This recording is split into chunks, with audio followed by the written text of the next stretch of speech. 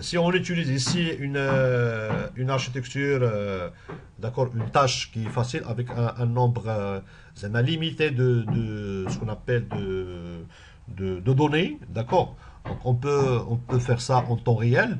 D'ailleurs, par l'exemple de la séance précédente, si vous faites ici, bien évidemment, un traitement sur une masse de données qui est assez importante, on peut pas faire ça, d'accord, en temps réel. Donc, ça nécessite beaucoup de temps pour la phase d'entraînement de modèle. Mais d'une manière générale, on reprend ici un exemple basique, d'accord, de la séance précédente. Lorsqu'on a une image et on veut bien évidemment faire de ce qu'on appelle de la classification. Alors, l'exemple de la séance précédente, si je me rappelle, sur l'exemple de la séance précédente, alors la séance précédente, vous vous rappelez de l'exemple de la séance précédente, c'est le... Voilà. C'est GG. Voilà, on a utilisé le VGG. Alors, donc là, numéro 2. Alors, regardez ici. Si je prends ici les deux exemples d'accord, de la séance précédente, donc j'ai ici une image, il y a une image d'un chien, voilà, et on veut faire ici de la classification, d'accord. Donc la première étape ici, si je veux définir ici ma propre architecture, donc je peux utiliser ici ce qu'on appelle un réseau de neurones. Un réseau de neurones CNN, c'est appliquer un ensemble de filtres. Ah, d'accord, si vous vous rappelez, donc je fais ici un rappel rapide de ce qu'on a déjà vu le réseau CNN. C'est appliquer ici un ensemble, d'accord, de filtres. Voilà. Donc chaque image, voilà, chaque image en entrée, on applique ici un kernel, d'accord, un noyau, et on calcule. Là, c'est l'opération de convolution, d'accord. Alors, l'application le filtre, pourquoi on applique ici des filtres? Donc, le cas ici, voilà, donc on a un exemple. Vous avez ici ce qu'on appelle l'opération, c'est simple. Donc, pour chaque kernel, avec, d'accord, une dimension 3,3, souvent les dimensions sont odo, sont impaires, on applique ici la fonction de convolution qui permet ici de faire, d'accord, cette opération de calcul. Alors, les kernels, ils ont des spécificités. Et on a normalement le traitement d'image kernel ou noyau qui sert à appliquer un ensemble de filtres. Et on peut avoir plusieurs types de kernels. Alors, par exemple, j'ai ici l'image. La première étape ici, d'accord, c'est de préparer l'image. Alors, dans la préparation, on le fait. La préparation ici de l'image en termes de scaling sur le red, sur le green et sur le bleu, puisqu'il s'agit ici d'une image couleur. D'accord. Donc, un DNA 0, 1, 2. Une image, d'accord, une matrice, ça devient un tenseur. Une matrice avec 3 dimensions. Troisième dimension, c'est le niveau de couleur. Red, green, bleu. D'accord. On va faire ici une mise en échelle. Après, je vais le définir en tant que, bien évidemment, gray. Alors, cette image, je peux définir ici l'opération de convolution. Donc, l'opération de convolution, on va utiliser ici une convolution avec un kernel, avec, d'accord, valide. C'est-à-dire, le fait ici d'utiliser ici, vous vous rappelez, il y a valide, ça c'est le traitement des bordures. D'accord, le traitement de bordure. Donc, soit on fait ici, comme j'ai déjà dit ici, d'accord, la partie ici vous avez ici l'image, et ce qui est en bleu. Donc, est-ce que je dois prendre en considération les bordures ou non? Donc, ça, c'est les deux opérations, c'est SAM et valide. SAM, c'est l'entrée et la sortie, ils ont la même dimension. Et le fait ici d'utiliser ici un padding, ça, c'est valide. Donc, je peux utiliser ici, d'accord, je vais appliquer ici un kernel pour red, un autre pour green, un autre pour bleu, et après, je fais ici un stack, d'accord, sur dimension 2. Alors, après, je définis ici un kernel. Regardez ce kernel. 001, 010 et 000. Ça, c'est un kernel. La représentation des kernels, il y a dit. Vous avez ici des 00, 000, 000, 000, 010, 000.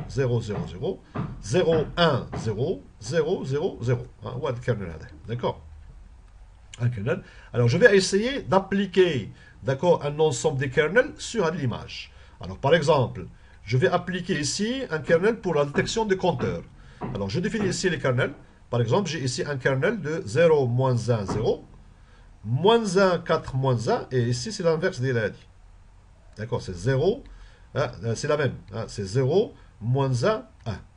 Je peux aussi définir ici un kernel, d'accord, de 1, 2, 1, 0, 0, 0, moins l'inverse de ça. D'accord, donc ce sont des kernels qui sont déjà connus pour, par exemple, la détection de contours horizontal, la détection de contours vertical. Si j'applique les trois kernels, je l'applique sur cette image. C'est ce qu'on a déjà vu la séance précédente. Donc, il nous donne ici, pardon, voilà. Regardez ici. Il nous donne ici, d'accord, l'image, elle va être transformée de cette manière. Il nous donne ici, d'accord, de la représentation. J'applique un autre kernel, d'accord, il nous donne cette représentation, d'accord. Et donc, dans le cas où il y a, bien évidemment, ce qu'on appelle les filtres qui sont utilisés avec l'opération de convolution de CNN, la finalité, vous aurez ici, d'accord, une map qui est très représentative de l'image en entrée. Alors, Fadley Kernel, la dernière fois, on a parlé ici le VGG, c'est-à-dire on va utiliser ici un réseau de neurones, ce qu'on appelle profond. Alors, il y en a beaucoup, on a déjà parlé ici de le VGG. D'ailleurs, le VGG, c'est ça. Regardez ici, le VGG. Donc, vous avez ici une poutre sur 24 pixels avec 3, d'accord, red, green, blue. Et on applique ici 3, ce qu'on appelle blocs, bloc 1 jusqu'à bloc 5. Bloc 1 fait 2 opérations de convolution plus une opération de mise en commun max Pauline. Bloc 2, de même. Bloc 3, de même. Mais bloc 3, elle contient 3 opérations de convolution. Ça, ce qui est déjà proposé d'ailleurs dans le VGG 16, qui est entraîné sur ImageNet. Ça veut dire sur 1 million d'images avec 1000 classes, jusqu'à la dernière où il y a, d'accord, l'opération flatten et de fully connected. D'accord. Après, il y a l'opération de la couche de prédiction. Regardez ici la couche de prédiction, 1000 classes. D'accord. Donc, combien de paramètres on a? 138 millions de paramètres. C'est-à-dire, vous avez ici le nombre total du réseau qui est déjà pré-entraîné, c'est 138 000 paramètres. Et c'est un réseau qui est entraîné sur 1 million d'images pour faire la classification selon 1000 classes. Alors, vous vous rappelez la dernière fois, lorsqu'on a utilisé la classe, d'accord, le VGG, de l'architecture. D'accord. Alors, on va essayer de faire ici une classification en utilisant deux choses. On va utiliser notre propre architecture, d'accord, peut-être similaire à ça. Et après, on peut utiliser ici, d'accord, un modèle qui est déjà pré-entraîné. Alors, j'ai ici un exemple. Je ne vais pas faire ici l'exemple, on va pas le faire en temps réel parce qu'il prend ici un peu de temps. Alors, deux exemples. Exemple numéro 1, regardez ici. Un exemple numéro 1, c'est un problème de classification. D'accord? Alors, problème de classification, on veut différencier entre les images radiographie abdominale et thoracique. Alors, comment on peut faire, d'accord, cette opération? Alors, comment on va faire cette opération? J'ai ici un ensemble de données. D'accord? Donc, je vais donner ici, regardez ici, un ensemble de données. Vous pouvez le télécharger via Internet. J'ai ici un ensemble de données. D'accord? Alors, les données, elles sont préparées en tant que des données de test, d'entraînement et de validation. Si je prends ici les données d'entraînement, j'ai ici deux classes. Il y a la classe abdominale, d'accord? Donc l'objectif de notre, d'accord, ce sont les images radiographiques abdominales et il y a chest, ça veut dire thoracique, d'accord? Donc abdominal, ils sont là. Regardez ici. Allez, abdominal 0, abdominal 1, donc un ensemble des images, d'accord? Voilà. Et j'ai ici, d'accord, en phase toujours d'entraînement, thoracique. Voilà. Ouais. D'accord. Très bien. Donc j'ai ici deux types d'images. Et on veut développer ici un simple réseau de neurones, d'accord, qui permet ici de faire la différence, d'accord, entre tout ce qui est, d'accord, image radiographique abdominale et thoracique, d'accord. Donc, comment on va le faire? On doit définir ici notre propre, d'accord, réseau de neurones. Après, on va utiliser ici un backbone, c'est-à-dire un réseau de neurones pré-entraîné. Alors, en termes, là, ce sont les imports tout simplement de ce qu'on appelle de Keras. Alors, je définis ici, d'accord, notre path, notre chemin vers les données. Donc, j'ai utilisé ici archive data. Ça veut dire, j'ai ici archive, j'ai ici data. Donc, je vais travailler avec les différents éléments. Donc, j'ai ici deux éléments de test. J'ai ici l'entraînement, d'accord, abdominal et chest. Et j'ai ici, pour l'évaluation, de même, j'ai ici 3 abdominales, 4 éléments. Ouais. 5 plutôt, 5 éléments, d'accord. De même ici pour l'autre exemple. Alors, donc je définis ici tout simplement, d'accord, le chemin. Après, je vais définir ici le chemin, le répertoire d'entraînement et le répertoire de validation et le répertoire de test. Donc ici, là, la phase d'entraînement, j'ai besoin ici de l'entraînement et validation. D'accord. Alors, le nombre d'entraînement on dit 65 et le nombre de d'accord, de validation plutôt, j'ai ici 10. Alors, je vais préparer ici l'image de telle manière que la largeur et la hauteur, c'est à 299. D'accord. Donc, je prends ici une image, d'accord, par exemple, de l'entraînement, Train Directory, et je vais accéder vers chez ST 33. C'est-à-dire, je vais accéder vers Train Directory, et je vais essayer d'afficher le 33. D'accord. Voilà, elle est là. Donc, je l'affiche tout simplement. D'accord, sous format avec un size de 229 plutôt. Et je vais accéder aussi vers abdominal, d'accord, pour afficher ici un exemple. Donc, j'ai ici les deux exemples. Alors ça, c'est un exemple, d'accord, de radiographie thoracique, d'accord. Et ça, c'est un exemple de radiographie abdominale.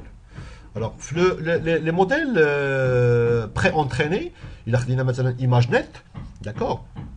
C'est vrai que ImageNet, elle est pré-entraînée sur 1 million d'images. Mais il n'y a pas des images médicales. Hein, il y en a d'autres types d'images. Donc, 1000 classes, oiseaux, chiens, chats, bicyclettes, machin, et ainsi de suite. Donc là, on a des exemples spécifiques. Alors, qu'est-ce qu'on veut faire? On veut tout simplement, d'accord, que notre système, lorsque vous donnez ici une image, oui, qu'on a, est-ce que c'est une radiographie thoracique ou là c'est une radiographie abdominale, c'est tout simplement, hein, d'accord. Donc c'est une tâche de classification. Alors c'est une tâche de classification, donc on analyse les images. Alors puisqu'on a les images, combien j'ai ici d'images? J'ai un nombre, regardez ici. Donc si je prends ici l'entraînement, j'ai ici 33. Vous avez remarqué ici, il y a 33 éléments, hein, d'accord. J'ai ici la phase abdominale, j'ai ici 32. La partie validation, j'ai seulement ici 5 éléments. Et ici, la validation, j'ai ici seulement 5 éléments. D'accord. Et de même ici pour le test, si on prend ici le cas de l'entraînement de test, un DNR juge, hein, carrément. Alors, lorsque vous avez ici un nombre réduit d'images. Normalement, un réseau de neurones, d'accord, profond, en tant que vos données, plus ou moins, hein, donc d'une manière générale, en tant que vos données des données en entrée, il est assez important en tant que la performance, elle s'augmente. Mais avec, il faut aussi éviter avec le problème de overfitting. Mais lorsque vous avez ici peu de données, ça c'est un problème. hein. Si vous avez ici un peu de données, ça veut dire, en termes d'apprentissage, le système ne va pas apprendre bien. Pour apprendre, il fallait quand même avoir beaucoup d'images. Alors, il y a l'ensemble d'images. Qu'est-ce qu'on doit faire? Ouais. On a seulement 35 images. Et on juge que, bien évidemment, avec 35 images, c'est très difficile d'entraîner, d'accord, et de former le réseau. Pero data augmentation. Data augmentation. Ah, très bien. Alors, donc ici, on va définir ici le batch size à 8. Alors, on va faire ici un data augmentation. Alors, c'est quoi data augmentation? Data augmentation, c'est le fait ici de prendre une image. Je prends ici, par exemple, une image et je vais essayer de générer d'autres images. Comment je peux générer à la base de cette image d'autres images? Je peux faire ici un rescale. C'est-à-dire, je vais mise à l'échelle. Je peux faire ici un zoom. Je peux faire ici une rotation. D'accord? Je peux faire ici un shift sur le width et le height. Je peux faire ici un flip. D'accord? Horizontal. Ça veut dire, lorsqu'il voit ici, il va voir l'autre côté. Donc, je peux définir ici autant que je veux. Il y en a beaucoup d'ailleurs des outils qui permettent ici de faire le data augmentation. Entre autres, vous avez ici image data generator de classe, d'accord, qui permet ici de faire ce qu'on appelle la génération de données. Donc ça entre dans le cadre de ce qu'on appelle data augmentation. Ça veut dire c'est augmenter si on n'a pas assez de données. Et pour avoir les données, ce n'est pas une question qui est facile. Ça nécessite parfois le temps, ça nécessite de l'argent. Et donc, parmi les techniques ici, c'est d'accord, c'est générer, c'est faire data augmentation. Donc, on va faire ici le data augmentation. D'accord, pour train data gen. Donc, je fais ici, d'accord, un train générateur qui prend ici le data, d'accord, generation, ça veut dire cette définition. La définition, comment on va générer, d'accord, les données. Et j'applique ici un flow from directory. D'accord, je donne ici, donc c'est data, c'est-à-dire j'ai appliqué ces différentes transformations, d'accord, pour générer des images, d'accord, from directory. Il y a aussi flow from data frame. On va l'utiliser ici from directory. Vous donnez ici le directory et vous donnez ici le target size. C'est le 229. Et batch size, on va l'utiliser ici, d'accord, avec width, ce qu'on a déjà défini. Et pour le class mode, on va utiliser ici binary. Alors, de même, ici, validation generalize. Donc, je vais faire ici, d'accord, une data augmentation pour les données de validation. Donc, je vais utiliser ici les données de validation seulement à rescale, d'accord. Et j'applique, d'accord, cette opération sur le répertoire de val directory, ça veut dire le répertoire de validation avec les différentes informations. Très bien. Alors, une fois on a ça, donc on peut avoir ici, comme résultat, qu'est-ce qu'on a ici? Training générateur, donc il a trouvé ici 65 images blowing to two classes, des deux classes, d'accord. Et la partie validation, vous laissez dire, des images, d'accord, d'accord, qui sont réparties en deux classes. D'accord. Donc, data augmentation, souvent, c'est une augmentation, d'accord, c'est une opération. Souvent, on l'utilise lorsque on a peu de données. Mais si vous avez beaucoup de données, c'est pas la peine de penser à data augmentation. Alors, on va utiliser ici maintenant un backbone. Donc, je vais utiliser ici Inception V3. Alors, Inception V3, c'est comme le VGG. D'ailleurs, Inception, on a déjà donné, si je me rappelle, la séance, les séances précédentes, c'est pas la séance, hein, Inception. Alors, ça, c'est le VGG 16. Ça, c'est le ResNet. Alors, on a déjà parlé ici de Inception. On peut le aussi. Alors, hop. Alors, from TensorFlow.keras.application imports Inception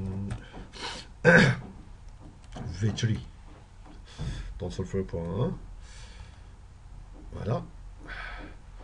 Donc, vous faites ici, d'accord, Applications avec S. Voilà. Keras. Keras. Voilà. Donc, Inception. Si on veut voir ici à de Inception, donc je peux faire ici Inception. Ah ouais. Je vais créer ici un modèle pour voir ici l'Inception. C'est une version de ResNet de Google.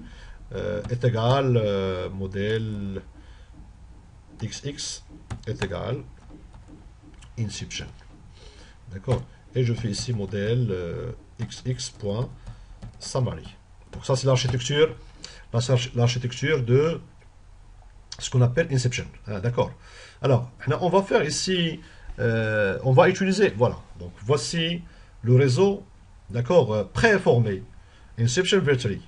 Regardez ici, il y a un input layer, c'est 299 et 3 couleurs. D'accord. Donc on va appliquer ici une convolution de D. D'accord.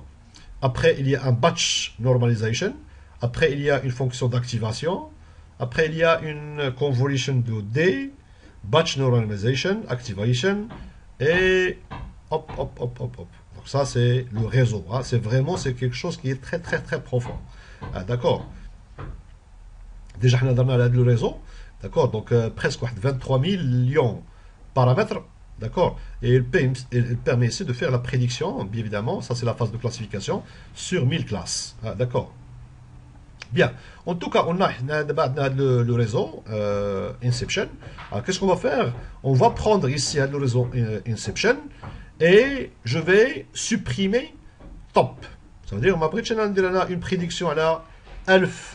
D'accord? Je ne vais pas faire une classification selon 1000 classes. Je veux faire ici une classification selon combien de classes? 2 classes. Je demande les 2 classes, les Andy. D'accord? Est-ce que c'est une sorte de radiographie abdominale ou là c'est une sorte de radiographie d'accord, thoracique. Alors donc ici, qu'est-ce que je dois faire? Je définis ici, on a plusieurs techniques. La dernière séance, on a parlé ici de plusieurs techniques ici pour faire le transfer learning. Alors ici, je vais définir ici Inception Tree. Alors, include top, c'est false. Ça veut dire que je vais ignorer, bien évidemment, ici, d'accord, l'entête, d'accord, de ce qu'on appelle le classificateur. D'accord. Et input shape, image width, image height, ce qu'on a déjà défini avec les trois.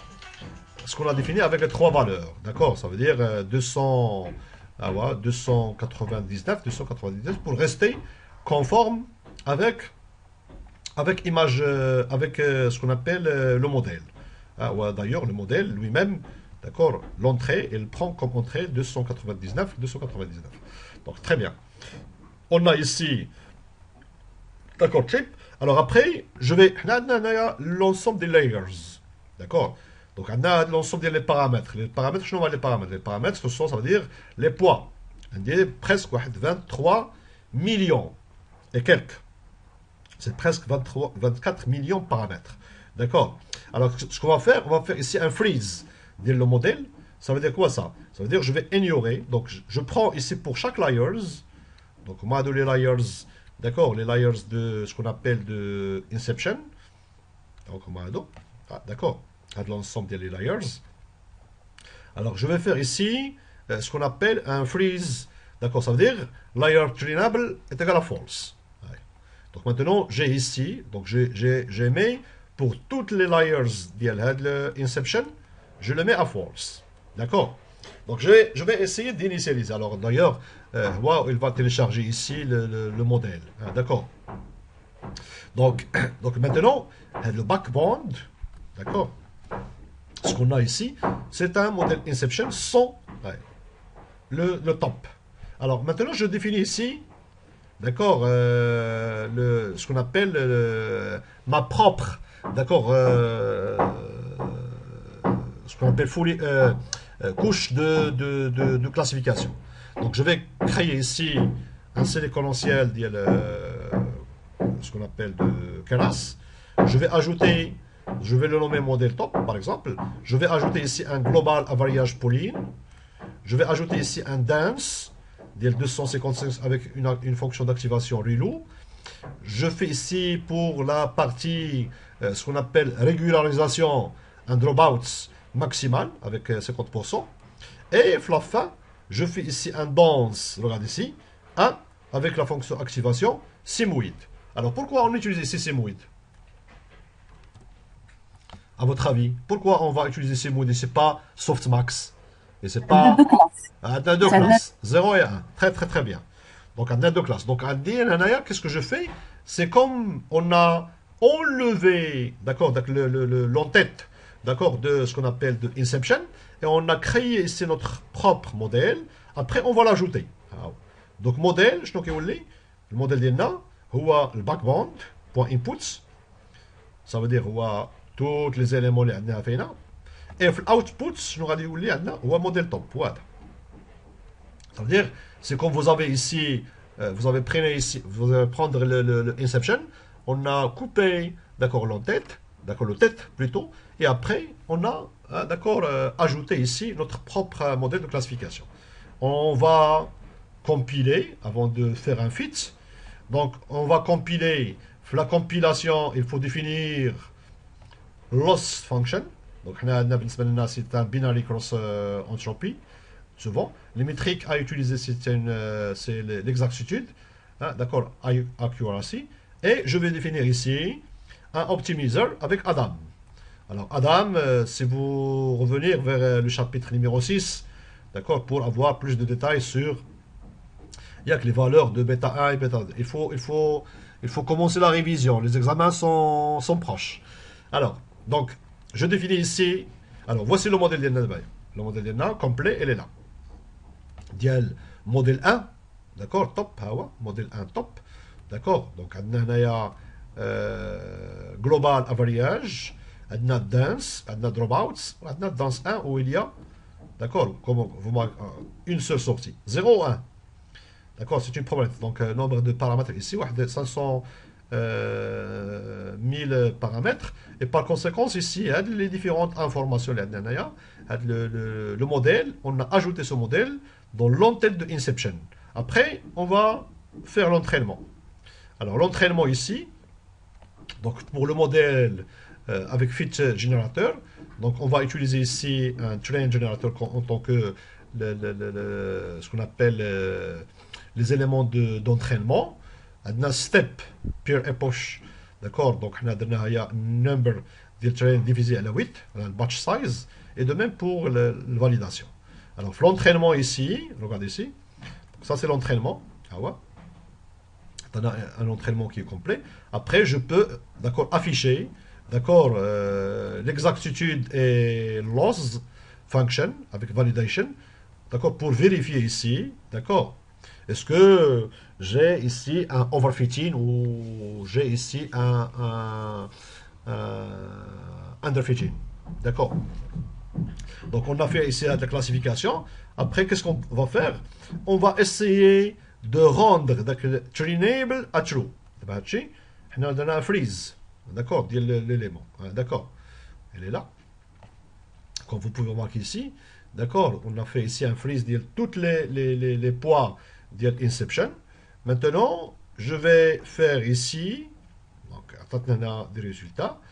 On va faire ici ce qu'on appelle ici un voilà, un training à true. Je compile avec les mêmes paramètres, d'accord, donc avec les mêmes paramètres, et on va essayer ici de définir ici un nombre d'époques seulement à 3. Seulement à 3. Et je fais ici un fit. D'accord, pour faire l'apprentissage à 3. Donc j'ai arrivé seulement à 3. J'ai arrivé avec un sorte d'accuracy, d'accord, à presque 96. Et après je peux faire l'évaluation du modèle. Maintenant ici, si je prends ici le cas, je peux voir, d'accord, l'évaluation. Et voir ici, est-ce que de faire un test. Alors pour faire le test, qu'est-ce qu'on va faire? Alors, je partage avec vous tout ça. Donc on a ici une prédiction. Alors si le score est supérieur à 0,5, Donc c'est une radiographie, d'accord, thoracique. Sinon, il s'agit ici d'une radiographie qui est abdominale. Et donc je donne ici deux images dès le test. Les deux images dès le test pour vérifier.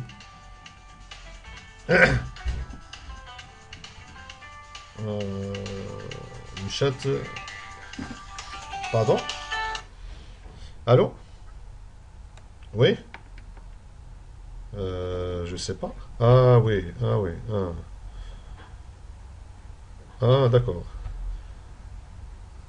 Ouais, ouais, ah, ça marche. Ah, très bien. Oh, من فوقاش. D'accord. 2 minutes. D'accord. Ah, j'ai pas fait attention, j'ai perdu le partage. Alors, في خلينا. Alors, euh, alors, j'ai défini ici, d'accord, le modèle. Monsieur, on n'a pas le partage, pas Ah encore. oui, oui, oui, oui, oui, oui, oui, oui, oui. It's alright. Hop.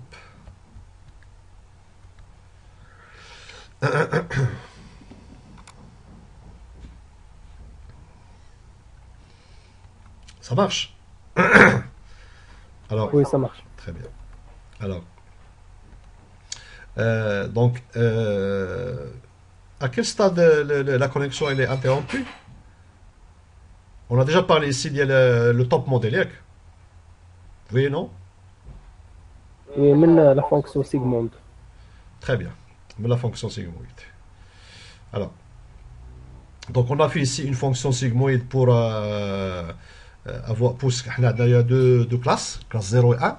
La fonction sigmoïde, c'est une fonction, d'accord, une très bonne fonction d'activation lorsque vous avez ici, d'accord, deux classes.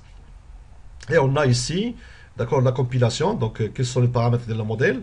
Donc, loss function, on a utilisé ici le binary entropy, cross entropy, avec le métrique, c'est l'exactitude, accuracy, et l'optimizer, on a utilisé ici Adam, avec les paramètres learner rate 0.001, bêta et alpha, epsilon et decassi. Donc, vous pouvez aller vers le chapitre numéro 6, d'accord, plus de détails sur les hyperparameters ou là, les hyperparameters de l'optimiseur Adam. Donc, le modèle d'INA top qu'on a défini, voilà. Donc, j'ai ici un global average Pauling de G, de D. On a ici une fonction dose, une autre dropout avec 0,5. Et la dernière, c'est une fonction, d'accord, de prédiction, d'accord, avec un seul neurone. Ça veut dire qu'il va nous donner ici, d'accord, une probabilité. Si la probabilité elle est supérieure à 0,5, c'est la classe A, sinon c'est la classe B, ce qu'on va définir ici. Donc ça c'est la partie apprentissage. Donc on peut évaluer ici et voir, d'accord, par rapport à chaque époque, d'accord, le taux, bien évidemment ici, de validation et entraînement. Regardez, training, et ça c'est validation, et ça c'est le training loss et validation loss. Donc on peut avoir ici un modèle, d'accord, pour faire, il faut éviter bien évidemment ici le deux problèmes de overfitting, d'accord. On fait la même chose, mais maintenant on va pas faire ici un freeze dans le modèle backbone. Donc layer.trainable c'est à true. Le modèle ici qu'on a construit, on a déjà, d'accord, faire un layer.trainable à force pour toutes les layers de notre inception V-tree. D'accord, donc ça constitue ici de faire un freeze de tous les poids. Ici, on garde les poids et on va refaire la même chose avec les mêmes paramètres. Donc, il nous donne ici, d'accord, un modèle, d'accord, de. Donc, ça c'est training accuracy, ça c'est la validation, et ça c'est pour l'autre, c'est tout simplement ici, c'est la partie ici, pardon, loss function. D'accord. Donc, lorsque je fais ici appel au test, donc on a deux images de test, il y a deux images de test, finalement, deux images. Donc je vais essayer, d'accord, de donner à notre réseau l'image chest test et abdominal test, et je vais voir ce qu'il va faire. Alors, le traitement ici, voilà. Regardez ici. Donc la première image a une prédiction de 0,99, qu'il s'agit ici d'une radiographie thoracique. Et ici, vous avez ici 0,3. D'accord? Donc il s'agit ici d'une radiographie abdominale. Alors pourquoi? Parce qu'il y a l'inférence qu'on a fait ici sur les deux cas. Donc vous avez ici le nombre, d'accord, entre parenthèses. Donc ça c'est la probabilité d'une radiographie thoracique par rapport à une radiographie abdominale. D'accord? Donc puisqu'il s'agit ici de sigmoïde, c'est une valeur entre 0 et 1.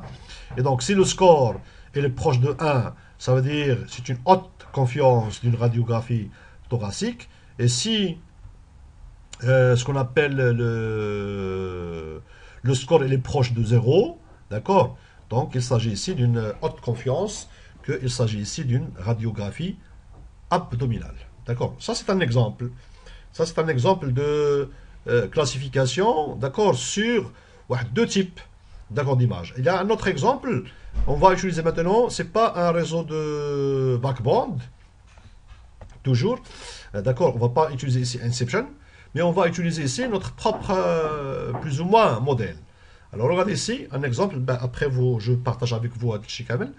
Donc, on va utiliser ici un élément, regardez ici. Là, j'ai ici un ensemble des datasets. Donc, il s'agit ici, voilà, pour le partage, donc ça c'est le X-ray, d'accord, pour voir, d'accord, est-ce que, d'accord, radiographe sur pulmonaire, est-ce que c'est normal ou là il y a un problème? Les normales. Donc regardez ici combien d'éléments indiens, d'accord, il y a plein, donc on va voir presque si je me rappelle, alors non, je fais comme ça, voilà, 1340 images, d'accord. De même ici pour tout ce qui est pneumonia, à peu près 3800 images. Et donc l'idée ici, c'est quoi? C'est développer un réseau de neurones qui permet ici de détecter, ou de faire la classification, c'est pas détection. Classification. Une classification sur les images, est-ce que c'est normal ou est-ce que c'est pneumatique? Alors, donc, j'ai ici le répertoire. Donc, j'ai ici le répertoire chest X-ray, de 2,5 giga, d'accord, octets, mais vous pouvez le télécharger sur Internet si vous voulez tester l'algorithme. Et on va définir ici, voilà, regardez ici, en termes de train et validation, on a ici le nombre de train normal, j'ai 1341, Plominia, image, j'ai presque 3800, d'accord, donc il est équilibré, d'accord, il est équilibré. Pour la validation, j'ai 8 images normales et 8 Plominia, et pour la phase de test, j'ai 234 images, d'accord, pour tout ce qui est normal, et Plominia, j'ai presque 380, d'accord, exactement 380. Alors, comment on va définir ici notre modèle? Sachant que vous avez ici des modèles, d'accord, comme vous pouvez remarquer ici, c'est quelque chose qui est très très très spécifique, d'accord. Vous avez ici des images, d'accord, les images, donc ça c'est une condition normale, l'entraînement, la validation, le test, c'est une, mais ici, là, il y a des anomalies, d'accord, les images. Bien évidemment, on veut, d'accord, entraîner un modèle deep learning pour faire la classification. Donc maintenant, on a la classification sur quoi? Sur les mêmes images. C'est pas comme l'exemple précédent. C'est l'exemple de définir ici deux types de radio. D'accord? Est-ce qu'il s'agit ici, d'accord, un radio abdominal, d'accord, ou il s'agit ici d'un radio thoracique? D'accord? Alors ici, non. Vous avez ici un radio de poumon et vous voyez, est-ce que c'est normal ou là, il y a des anomalies? D'accord? Donc, le modèle, ici, on va faire ici un data preprocessing. Alors, un data preprocessing, on a la possibilité ici, d'accord, de faire un data augmentation, d'accord. Regardez ici un data augmentation pour l'entraînement. Je fais ici un roscal, un vertical flip et un zoom range. Un vertical flip, ça veut dire l'image, il va être, d'accord, faire une rotation verticale, flip, ça veut dire radar qui est en haut et ça qui est en bas, d'accord. C'est-à-dire pour avoir ici la possibilité ici d'avoir, d'accord, les deux les caractéristiques d'image, d'accord, d'une manière verticale. Alors, je fais ici la génération, bien évidemment, ici de trend, d'accord, le trend generation et le test generation. On va définir un embed, d'accord, la matrice de confusion pour faire ce qu'on appelle pour calculer ici les performances. Alors, je définis ici les dimensions. Alors l'image dimension, je vais l'utiliser à 150. Le nombre de l'époque, les époches, donc à 10. Et batch size, je vais utiliser un mini batch size de 32. Donc, on va appliquer ici le process data. Donc, je dois on a presque 5216 images divisées en deux, ce qu'on appelle classes, la phase de ce qu'on appelle d'entraînement, et 624 images, d'accord, pour diviser en deux classes pour la phase, d'accord, de test. Alors maintenant, on va définir notre architecture. Alors maintenant, lorsqu'on veut définir notre architecture, soit on peut utiliser ici un backbone, comme le cas ici. Ah ouais. D'accord, Inception ou autre. D'accord. Soit on va utiliser ici notre propre architecture. Alors regardez ici un exemple. On va essayer de faire ici quelque chose qui est similaire, d'accord, à le VGG. Vous vous rappelez de VGG? Alors VGG, alors voilà, inserts, donc imports, from TensorFlow.keras, applications, imports le VGG 16. Et je fais ici modèle VGG est égal VGG 16.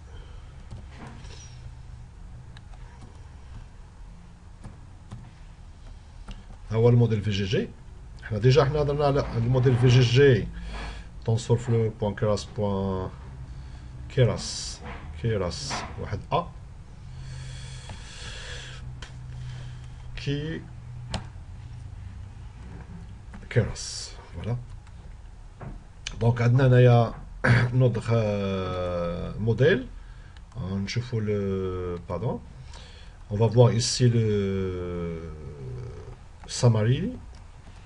Voilà. Ah ouais. Regardez, il contient quoi? Donc, un bloc 1, regardez ici. Ah ouais. Fait 2 convolution plus un max Pauline. Elle a 224. Ah, d'accord. Bloc 2, de même.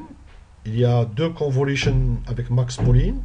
Bloc 3, il y a 3 convolution avec max Pauline. Et bloc 4, ah ouais. Il y a 3 convolutions avec Max Pauline et bloc 5, il y a 3 convolutions avec Max Pauline. Et à la fin, vous avez ici le flatten et le do fully connected. Et la dernière, d'accord, c'est de la prédiction sur 1000 classes. Ça, c'est le VGG. Là, on va essayer de faire presque la même chose. Donc, j'ai ici un convolution. Donc, je vais définir ici le bloc 1 qui contient 2 convolutions. D'accord. Je vais appliquer ici 16 filtres. regardez ici, pour chaque convolution, avec un kernel de 3.3, et en utilisant ici activation c'est ReLU, et padding c'est SAM, avec inputs. Inputs c'est la dimension de notre image. Un deuxième convolution, il a les mêmes paramètres, et vous avez ici un max pooling de 2,2. Deuxième convolution, je vais utiliser aussi un séparable convolution de D avec 32 filtres, d'accord, avec les mêmes paramètres, avec une batch normalization et un max pooling. Le troisième, je vais utiliser la même chose que le second, d'accord. Mais sauf ici, on a 32 filtres, là on va utiliser 64 filtres. Et la quatrième, c'est un modèle en tout cas, à voir. Et le cinquième, il contient ici deux convolutions. La dernière, le fully connected layer, on va faire ici un flatten.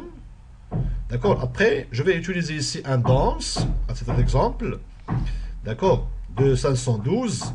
Je fais ici un dropout avec 0,7. Un autre dance de le demi, c'est-à-dire 128, avec un dropout maximal 0,5. Je fais ici un dance avec 64. Et la dernière, c'est un dropout avec 0,3. Et l'output, où il y a ce qu'on appelle la prédiction, on a 1, avec une fonction simoïde. Et là, on a deux classes, soit normale, soit pneumatique. Bien, donc je vais définir notre modèle, d'accord. Après, je fais compile avec Adam, avec les paramètres, les hyperparamètres par défaut, et de même binary cross metropoly et accuracy. Alors, il faut faire attention. Lorsque vous définissez ici le type de modèle, alors il faut faire un check de overfitting. Si jamais il y a un overfitting, vous rappelez. Alors, si vous avez ici un overfitting, alors pour expliquer ici le. Alors, un overfitting, ça veut dire quoi ça?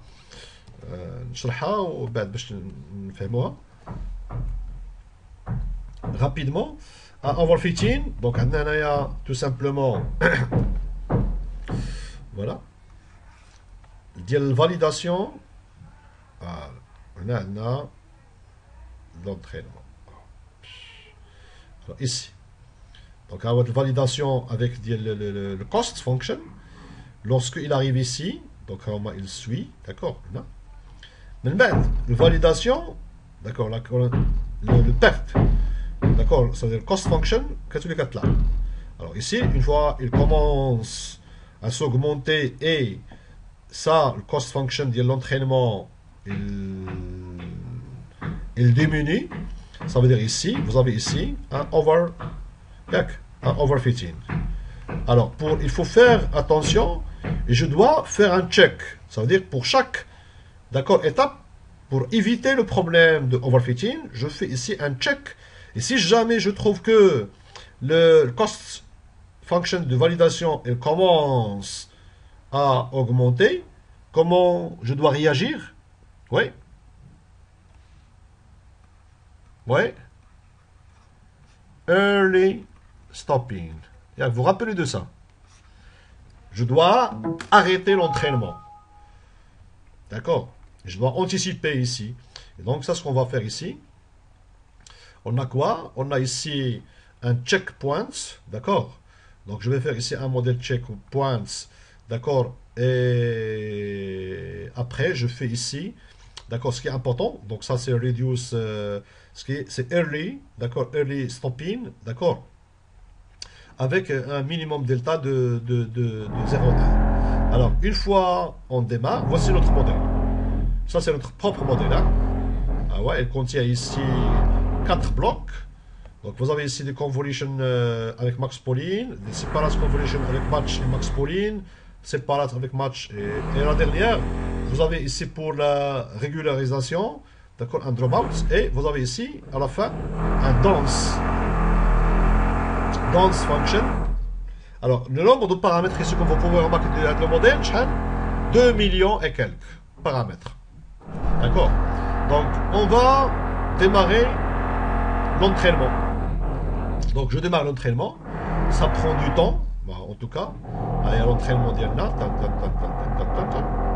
Après, je fais ici un plot, d'accord, de l'exactitude et loss, accuracy et loss, d'accord.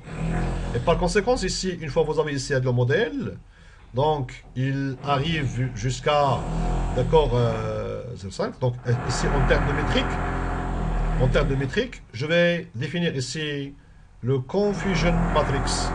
Regardez ici. Voilà. Alors, le confusion matrix, regardez ici. True positif, true négatif. Il a raté, le modèle là-dedans, il a raté. True positif, false négatif.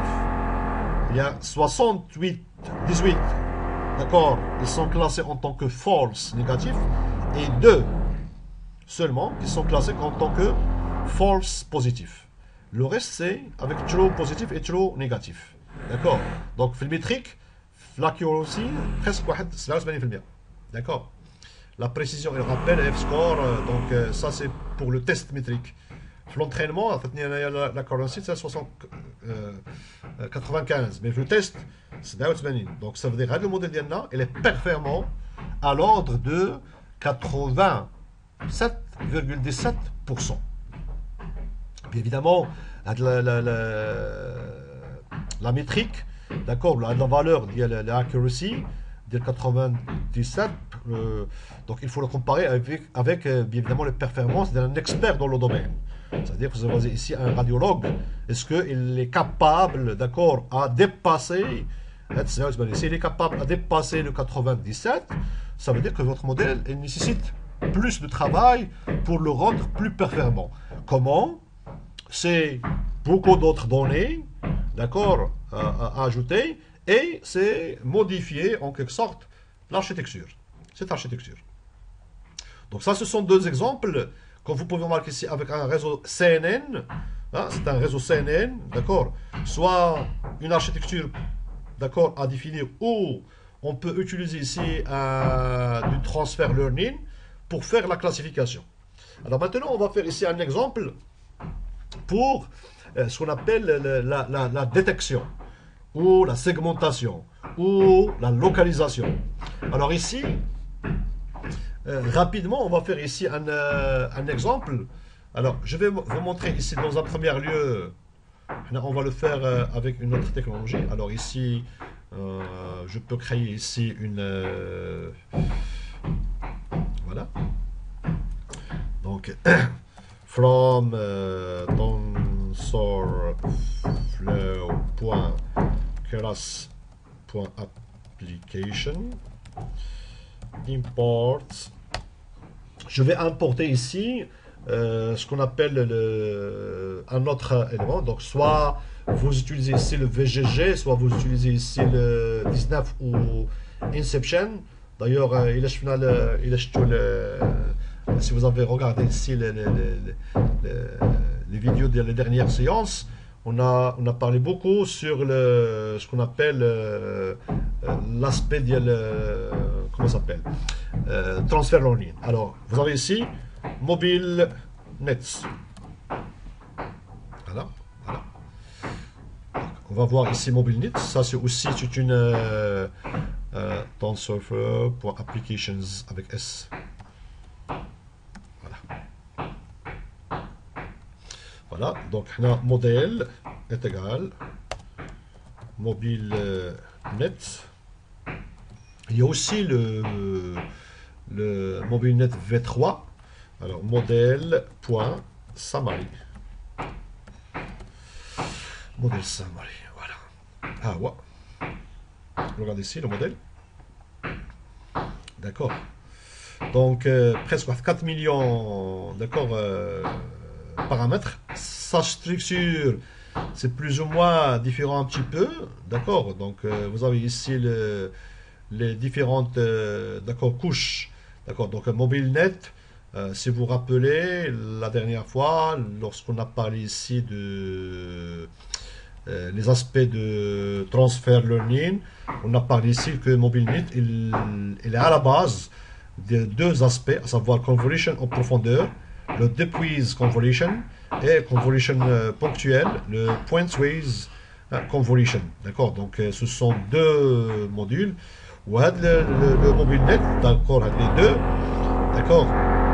Ce qu'on a ici, d'accord, le depth, d'accord, avec un batch normalization. Alors comment on va utiliser ça?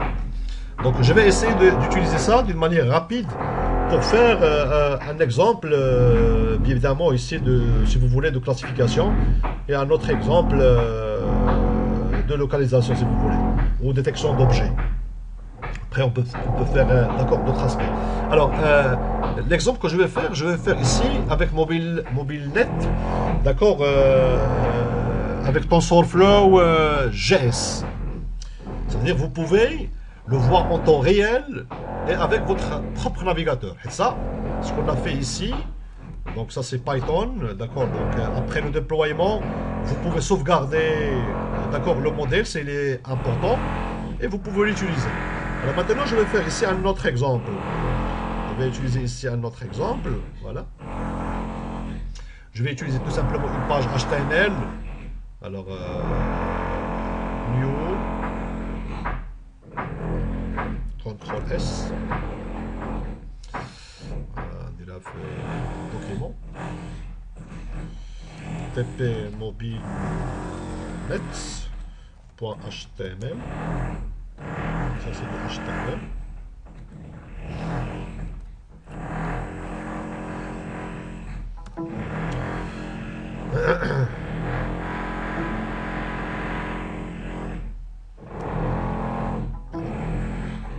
J'ai ici un HTML simple, d'accord. Je vais oublier le code. Les gens qui n'ont pas codé ici par HTML. Alors, j'ai besoin ici de travailler avec MobileNet. Alors, ça veut dire avec l'architecture qu'on a définie ici. Voilà.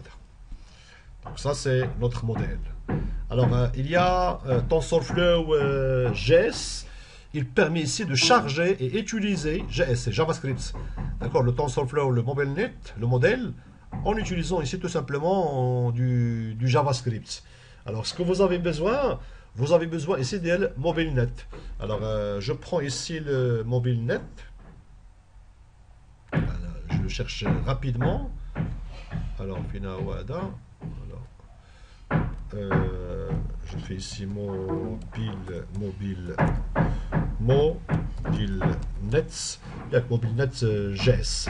Il y a le TensorFlow TFG. Voilà, CDN. La CDN, ça veut dire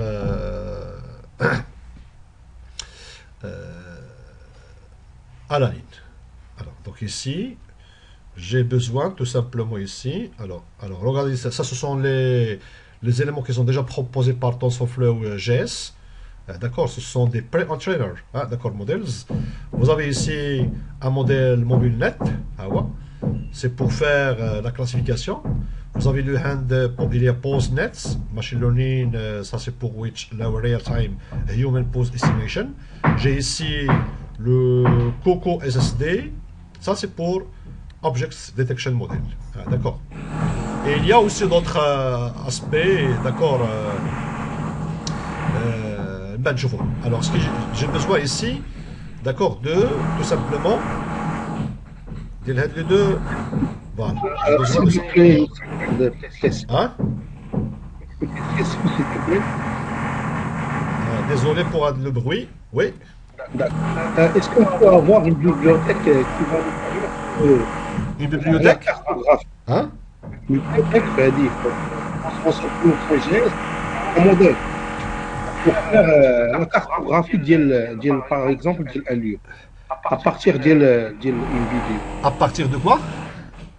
Une vidéo. Hein? Caméra. Oui. Et je détecte les objets. Non, je veux faire maintenant la cartographie. La cartographie de quoi? Le lieu. Ah oui. Quelle est la possibilité? Oui. Il fallait. Quel modèle? Alors, ça c'est MobileNet, la version 1. Regardez ici. Ça, c'est pour la classification. Alors, pour la classification, pour faire la classification, je peux faire l'image. ناخذ واحد l'image src est égal quelque chose. من بعد ناخذ واحد l'image. Donc j'ai besoin ici d'une image. Alors ناخذ شي image. فين هي image. Alors ناخذ هاد le chien ou le chat. ناخذ هاد. image simple. D'accord. هيا. Alors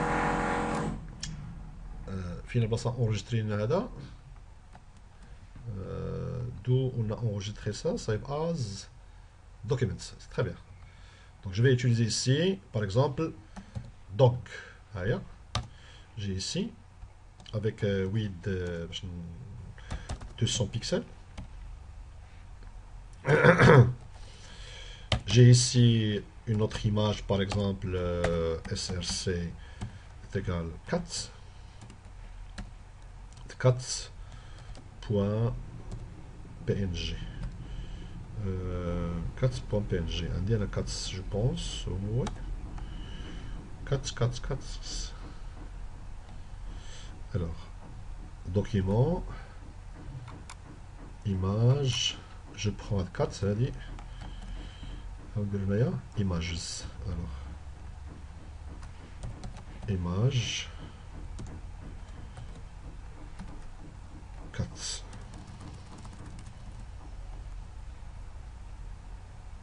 je vais l'afficher ici pardon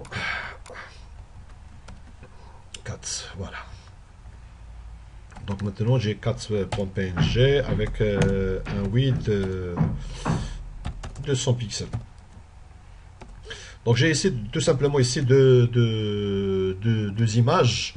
Si je veux afficher le TP mobile net, j'ai tout simplement deux images. Image A, image B. Alors je veux faire ici la classification. Ça veut dire le système, on a fait l'image A ou B. Elle appartient à quelle classe? Alors j'ai besoin de quoi? J'ai besoin tout simplement ici de charger. C'est ça. On va utiliser quoi? On va utiliser tout simplement ici le modèle. D'accord, le modèle, pardon, MobileNet, ça. Alors, avec TensorFlow GS, d'accord, avec TensorFlow GS, j'ai la possibilité, d'accord, de charger le modèle. Alors, regardez ce qu'on va faire. Je vais définir ici un script. Voilà. Et dans notre script, j'ai besoin de définir ici MobileNet. Alors, MobileNet, le mot Adam, MobileNet. Alors, il est défini déjà ici. Point. Si je veux charger, il y a la fonction load. La fonction load, il permet ici de faire le chargement. C'est un chargement qui est en asynchrone. Point den. Et je commence ici à définir le modèle. Modèle. Alors, notre modèle. Je m'excuse pour le dérangement, c'est les voisins. Alors, le modèle d'Yenna. Alors, si pour faire la classification, modèle, point, et vous avez ici la fonction classifier. Classifie. Alors, classifie, vous devez donner ici l'image à classifier. La IMG, on va définir IMG, c'est quoi? C'est notre image, IM, d'accord. Point, alors il faut faire la classification, point then, c'est asynchrone, il vous donne ici un ensemble de prédictions. D'accord, un ensemble de prédictions, et pour chaque prédiction, vous avez la possibilité ici de, مثلا, je vais faire ici console.log, je vais l'afficher sur console, d'accord, je vais faire ici predictions, d'accord, il y a la valeur qui est là, je l'affiche. Sinon, je vais la définir ici. Je vais faire ici un div id est égal vv. Voilà. D'accord. Et donc, dans notre élément, alors là, je fais appel à les méthodes et je vais tout simplement ici faire, je vais écrire flappage.getElements by id vv. Point inner HTML est égal Et je fais ici h3 plus prédiction plus, je fais ici h3 point virgule. À titre d'exemple, je fais ici les prédictions. Alors, quelle image je veux le faire? Ça, je peux faire ici une fonction ff xx. À la fonction, je vais faire appel à cette fonction à chaque fois que je clique sur l'image. Ça veut dire que je demande ici la prédiction lorsque je clique sur l'image. Et donc ici, im, ça devient xx point im, et donc ici im est égal documents.getElementsById et je fais xx.id. Ça veut dire que je vais récupérer ici tout simplement ici l'image. Donc l'image id est égal id est égal h, ou id est égal je sais pas g. Donc lorsque je clique ici, on clique sur l'image, je fais appel à la fonction ff. C'est ça notre exemple. D'accord, un exemple qui est assez basique pour l'utilisation. Donc lorsque je clique ici sur l'image, je vais charger MobileNet. Et pour chaque modèle, je vais faire la classification, classifier, d'accord, classifie, d'accord, l'image qui est récupérée à partir de son ID, et je vais afficher ici tout simplement les prédictions, d'accord. Donc c'est un exemple basique, d'accord, d'utilisation. Alors donc ici, la page d'Elna, donc il y a dit, pardon. Alors ici, en termes de d'éléments, alors console, voilà. Donc lorsque je clique sur le chien, alors j'ai cliqué sur le chien, et là allez-y.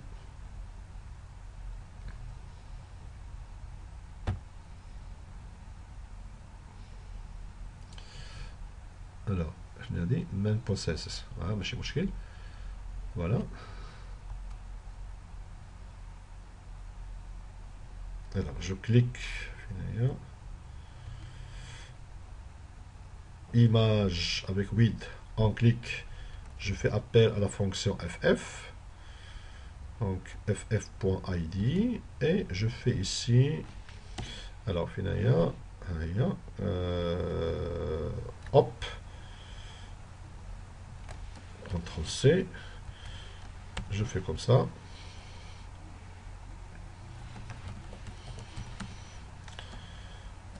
Pour être sûr que ça marche, une fonction ff. Donc j'ai ici le TensorFlow. Alors hadi m'indique le fait de style, donc je vais le supprimer et je teste. Voilà. Alors ici où il y a le problème, il a commencé, voilà, très bien. Alors maintenant pour question de sécurité, Google Chrome, d'accord, lorsque vous utilisez un promise, il fallait définir ici, ça veut dire que vous avez la possibilité ici de faire ce qu'on appelle l'appel à ça à l'extérieur, d'accord, de l'application. Donc là, on dirait cross rapidement, ici, un cross origin, Anonymous. Ça veut dire n'importe quelle application, il peut faire appel à cette fonction. On clique. Alors voilà. Has been blocked by cross requests only supported for. Ouais. Alors, c'est du JavaScript d'ailleurs. Ça, la page d'Enna, finalement, je vais le faire à l'intérieur d'un serveur. Alors, WAMPS, par exemple, pour faire l'affichage de l'image, d'accord, il fallait le protocole HTTP, hein, d'accord. Donc, le protocole ici, c'est le protocole file. Le protocole file. Donc, rapidement, ce que je peux faire, c'est simple. Je vais copier ça. On dirait on a nouveau, tuto, tuto mobile, tuto dip, voilà. tuto dip, tuto dip, voilà. Et donc je vais tout simplement ici enregistrer la page à l'intérieur de Save As MobileNet. Oui. Très bien. On va les deux images ديالنا نديرهم donc cats. Donc cats. Je vais le mettre comme ça.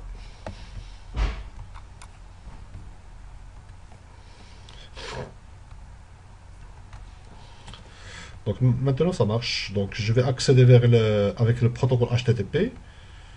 Voilà. Localhost. سمينا موبيل ها هو tuto dip. Ah ouais. Voici l'image d'elle. Regardez ici. Donc maintenant, lorsque je fais ici, je clique, je dois avoir, elle appartient à quelle classe. D'accord. Alors normalement, lorsque vous cliquez, il y a un chargement. Ça prend du temps. C'est pour charger le modèle. D'accord, il y a le TensorFlow. Et une fois il est chargé, d'accord, il est en cours. Voilà, il y a chargement. Donc il est en cours. Donc maintenant il est dans cette phase. Ah, il a trouvé. Regardez ce qu'il a trouvé ici. Donc, qu'est-ce qu'il a trouvé? Regardez ce qu'il a trouvé. Ok, attendez deux choses. Class name. Tiens, class name et probability. Alors je fais ici comme ça. Ah, donc chargement. Ah, attendez, class name. Ah, et probability. Si je veux savoir seulement donc, le premier class name et probabilité, donc ici en termes de comment je vais écrire d'accord les différents éléments, d'accord, donc j'ai la possibilité bien évidemment ici, enfin de prédiction, je vais prendre ici la prédiction seulement le ou là, point class name, plus, je fais ici proba, avec une probabilité plus de quoi? De prédiction point probability. Moi, les différents paramètres d'accord qu'on a ici, c'est la probability. Et donc ici, je fais l'exemple. Donc quand on a une image, alors ff is not defined, hop, inner html.className plus proba de points plus prediction plus voilà voilà. Ah ouais. Donc j'exécute. Alors chargement, regardez ici. Voilà, c'est un pug. Un PugDog avec une proba de 0,5. Ou ça, c'est un Egyptian Cats avec une probabilité, d'accord, de 0,15. D'accord. Je choisis une autre image. Par exemple, quoi? Donnez-moi un exemple. Alors, un chien, un éléphant. Un éléphant, chevaux. Ah ouais. Donc je vais essayer de voir est-ce que enregistrer l'image. Enregistrer l'image. Je vais l'enregistrer ici. CTRL C. Hop. Donc il y a un éléphant. Éléphant.jpg. Hop. Donc j'ai l'image ici. Je le charge. Et là, il y a, au lieu de cats, je fais ici éléphant. ونشوفوا est-ce que vraiment ce modèle il va faire l'affaire. Hop, chargement. African Elephant. Vous avez remarqué ici. Donc il s'agit ici d'un modèle qui permet, d'accord, de faire ce qu'on appelle la classification.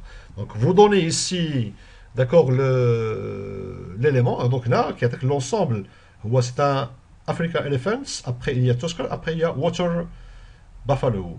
D'accord, ce sont les trois tops, hein, classes avec leur probabilité. Maintenant, si on veut faire ça, mais on veut bien évidemment faire ce qu'on appelle la détection. Alors, détection, c'est le même code. Regardez ce que je vais faire avec Mobile Night. Alors, CTRL S. Je fais ici tuto2.html. HTML. Alors ici, je vais utiliser ici TF, mais ici, je vais utiliser ici, c'est pas mobile. Alors, TensorFlow modèle, il y a le modèle Coco SD. Hein? Single Short Detector. Un Coco SSD, d'accord. Donc j'ai ici des images. Je vais faire ici la classification. Alors, je vois la prédiction. Donc je vais faire ici le modèle, d'accord, de TensorFlow. D'accord, je vais utiliser maintenant le modèle, c'est pas MobileNet, je vais utiliser ici le Coco SSD. D'accord. Et on va essayer, tuto 2, de faire le même exemple. Regardez ici. Tuto 2.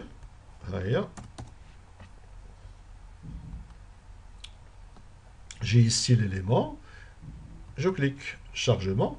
Alors, il y a une petite erreur, mais c'est là qu'il y a. Donc, ça, c'est erreur. Donc, normalement, c'est Coco SSD. Coco SSD. Voilà. Donc, je vais charger, d'accord, le Coco SSD. Et après, vous faites ici les prédictions nécessaires. Hein, d'accord. Hop. Voilà. Et regardez ici. Qu'est-ce qui se passe? Qu'est-ce qu'il va nous donner? Donc ça, c'est le SSD. D'accord, qu'on a vu ici. Ça veut dire la partie finale. La dernière, je crois, partie qu'on a vue. C'est ça. Le single shot detector. Alors, chargement, ça prend un petit peu de temps. Alors, il est en cours de chargement. Elle est là. Tiens, de chargement.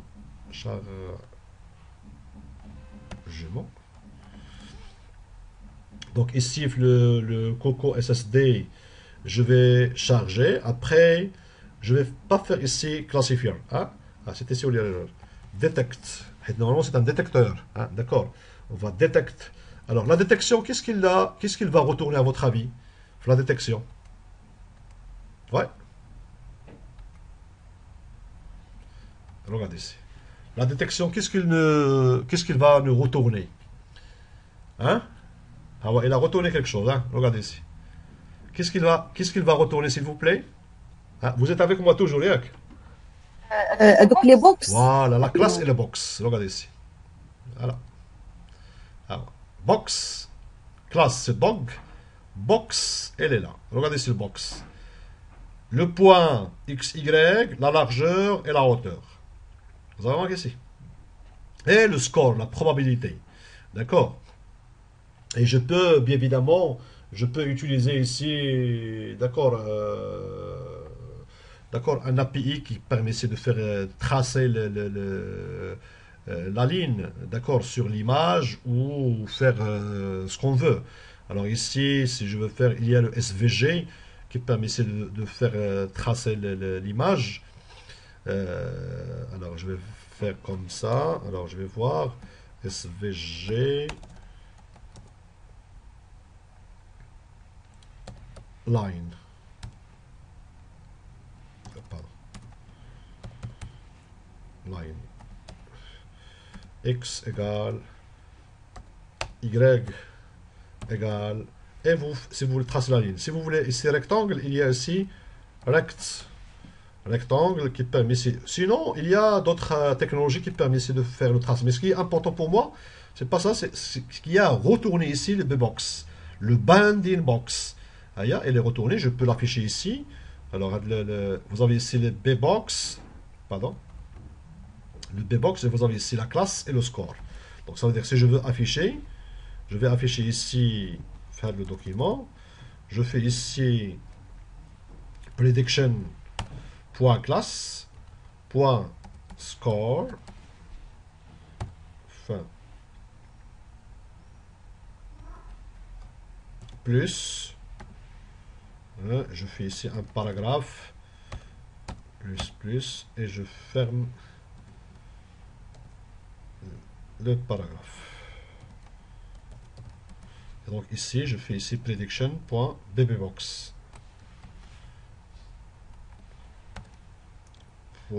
.bbbox.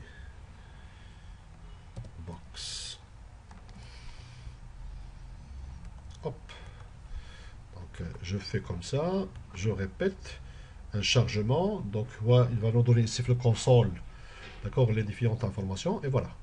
Donc j'ai ici dog, la probabilité, et j'ai ici l'ensemble, d'accord, les B-box. Le premier élément, c'est le, d'accord, le 1,14 jusqu'à 0,4. Ah ouais. Ça c'est X, ça c'est Y, ça c'est width, ça veut dire width heights, d'accord. Donc il nous donne ici le, donc c'est une manière ici, et donc je peux le faire aussi pour ça. Voilà. Ah ouais. C'est un éléphant avec une probabilité de 0,99 et voici le box. D'accord. Et donc à chaque fois, si je veux faire ici par exemple chien, chat. Voilà. Voilà. Avec l'image d'Yanna. Enregistrer l'image. Je vais enregistrer l'image. Chien, chat. Je vais utiliser ici chien, chat. Donc ici, je vais utiliser Finaya. Chien, chat. .jpg. Je vais aller vers l'élément. Hop.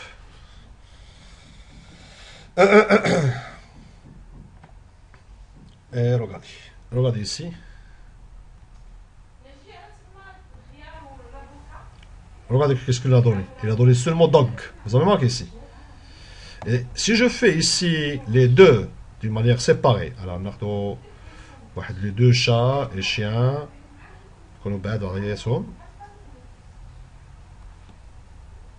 par exemple ça, je vais essayer de faire ça, voilà, plusieurs.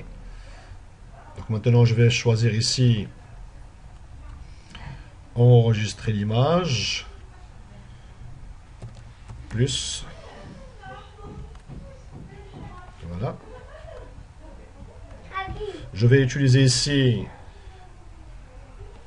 plus, voilà, et j'actualise, hop, et je vais charger. Voilà, regardez ce qu'il a fait ici. C'est pas un seul box. Vous avez remarqué ici? Il a détecté ici deux, à savoir, il y a ici person, regardez ici, avec une probabilité, et vous avez ici, venez, un cats. Vous avez remarqué ici? Donc ça veut dire que il permet, d'accord, donc c'est un modèle SSD, donc ça c'est celui-ci, d'accord, qui permet ici, on a utilisé ça directement, ça veut dire on a chargé le modèle et on a appliqué ça, d'accord, pour définir, pour détecter ici les images. Il y a aussi d'autres éléments qui permettent ici, d'accord, de faire ici la détection en temps réel avec votre webcam pour faire telle ou telle opération. Soit c'est une opération de classification, soit c'est une opération, bien évidemment, ici de détection. Il y a aussi d'autres aspects qui sont plus ou moins euh, avancés. Par exemple, vous avez ici toujours le modèle TensorFlow qui est utilisé, d'accord, pour la détection, par exemple, ici sur une image, sur une, ce qu'on appelle n'importe quel élément. D'accord, si je veux, par exemple, savoir ce qu'on appelle le posture, d'accord, d'un élément. D'accord. Si vous voulez faire la segmentation, d'accord, de ce qu'on appelle le corps humain. Il y a aussi ça, c'est un modèle qui est déjà prédéfini avec TensorFlow. Ça s'appelle si je me rappelle, le BodyPix. Le BodyPix, d'accord. Donc c'est un modèle de segmentation, ça veut dire ici. Alors rapidement, je te le compte. Alors ici, je ne vais pas utiliser ici le Coco SSD. Il y a le Body, je me rappelle, le BodyPix. Alors, il est actuellement ici dans sa version 2.0. Ah ouais. Donc je donne ici une image et ici, lorsque je fais ici ce qu'on appelle la segmentation, d'accord. Donc il y a le body, derrière, le body pix, d'accord. Donc il permet ici de faire point load et après vous avez la possibilité ici de faire le chargement de plusieurs choses. Sauf ici, d'accord. C'est un modèle qui est plus ou moins, si vous voulez, supervisé, asynchrone. Asynchrone, ça veut dire quoi ça? Ça veut dire que si vous faites ici la détection, vous avez ici le modèle point load, d'accord, qui permet ici, ça c'est une, normalement, alors point load, regardez ici, hop, je fais comme ça, donc point virgule, ça c'est souvent, c'est une fonction, d'accord, asynchrone, pour le voilà, c'est une fonction asynchrone qui permet ici de définir, alors, la fonction d'Enna, pardon, c'est un asynchronous function, et donc ici, d'accord, lorsque vous faites ici la création d'un élément, par exemple ici le modèle, mod égal, et là il faut faire ici un wait, d'accord, pour rester compatible avec l'élément. Donc ici c'est une fonction, point virgule, waits, c'est pas waits, waits. Là c'est une définira en tant que constante parce que les problèmes. Et après, si vous faites ici la segmentation, je vais utiliser ici une constante toujours pour définir ici la segment. Seg maintenant est égal quoi? Est égal au modèle d'IMNA. Donc c'est toujours asynchronous. Donc waits. Et je fais ici mod. D'accord, notre modèle utilisé. Point segmentation. Segments. Voilà, segments person. Person. Et on donne ici l'image d'IMNA. Alors, à la segmentation, si je veux l'afficher, console.log, qu'est-ce qu'il va nous donner? Segmentation. Pardon. Après, la fonction asynchronous, notre fonction ff, qui permet ici de faire ce qu'on appelle la prédiction, d'accord. Donc c'est une fonction simple, d'accord. Après vous faites ici la prédiction selon l'image. Alors rapidement, je vais utiliser ici une person image. On va utiliser une personne, n'importe. On va chasser, enregistrer. Je fais ici person. Et on va essayer de faire une segmentation ici de person. Hop. Hop. Et je fais comme ça. Alors, le chargement de... C'est un chargement en mode asynchrone, qui est défini ici par ce qu'on appelle... voilà, regardez ici. Qu'est-ce qu'il a donné? Alors, all pause. Alors, all pause, voici les différentes pauses. D'accord? Il y en a... Il y en a quatre. Il y en a les key points. Voilà. Regardez ici. Donc ça, c'est la segmentation avec l'ensemble. C'est comme vous disiez ici comment il s'appelle comment il s'appelle le mécanisme. Il y a les différentes positions, ça veut dire chaque point, d'accord, comme vous pouvez voir ici, la part noise, left ears, right ears, regardez ici, left ear, right ear, left shoulder, d'accord. Et donc ça, ce sont les scores, ce sont très élevés, et vous avez ici, pour chaque score, vous avez ici la position. Ah oui. Finalement, ça qui est, d'accord. Donc il décrit, il va faire ici une segmentation, d'accord, de la personne. D'accord. Donc pour chaque point de la personne, il vous donne ici une segmentation qui est très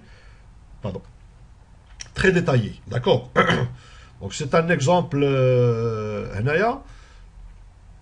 pour personne, ça c'est une personne. D'accord. Donc ça c'est une personne. Donc ici, regardez ici, il n'y a pas.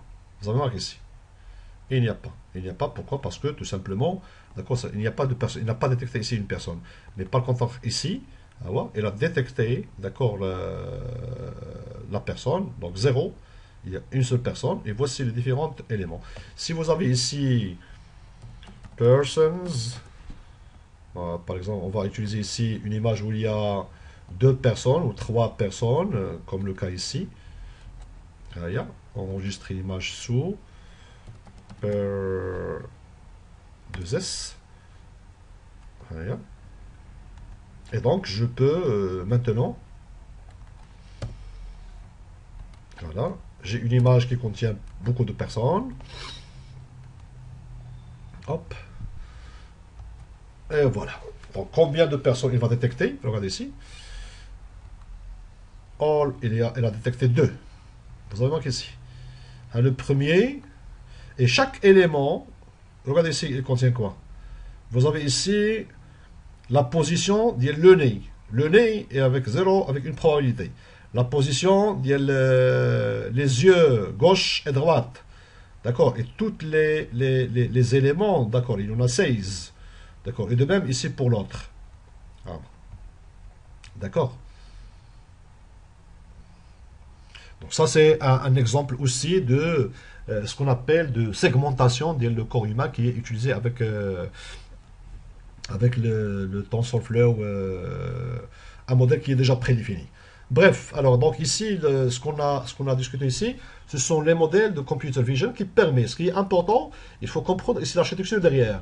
Et donc dans cette architecture, soit on va créer notre propre, d'accord, architecture comme l'exemple qu'on a fait ensemble, d'accord, créer votre propre architecture, d'accord. Soit vous pouvez utiliser ici ce qu'on appelle un backbond et utiliser un modèle qui est pré-entraîné, soit c'est utiliser une architecture propre à computer vision, à savoir le YOLO, c'est RCNN, Faster CNN, SSD, comme le cas de l'exemple ici, ou d'autres architectures. Ce qui est très important ici, si on a le temps, d'accord, et on a des architectures qui sont très spécifiques pour les choses les plus petites, d'accord, ça veut dire ils détectent, d'accord, les choses les plus petites, et il y en a d'autres qui sont plus ou moins génériques. Ce qui est important, que vous pouvez avoir vous avez la possibilité aussi d'utiliser ici des modèles pré-entraînés, mais il faut faire attention que les modèles pré-entraînés, ils sont entraînés à la base, pardon, à la base d'un jeu de données, d'accord, donc par exemple de ImageNet, de 1 million d'images. Mais il y en a qui ont 1000 classes. C'est-à-dire ils sont capables de détecter 1000 classes. Si vous avez d'autres classes qui n'appartiennent pas à 10 000 classes, et donc il faut soit de faire le transfer learning, comme on a déjà vu la séance précédente aujourd'hui, soit vous définissez ici votre propre architecture, d'accord, comme le cas de notre exemple, d'accord, je crois, à l'exemple là. D'accord. Ça marche. Donc vous avez maintenant quelques exemples. Après, là, je partage avec vous les exemples. D'accord. Donc, si vous voulez les tester chez vous. Bien. Alors, une question, s'il vous plaît. Avez-vous une question? Vous êtes toujours avec moi, n'est-ce pas? Oui, Oui. monsieur. Oui. S'il vous plaît, le support du cours maintenant, je sais. كيفاش ما عندكمش؟ Vous n'avez pas le support de cours. Oui. Ça, l'avant-dernière séance, hein, d'accord, alors je vais partager avec vous le support de cours, oui, oui, d'accord. Alors, je fais ici un stop.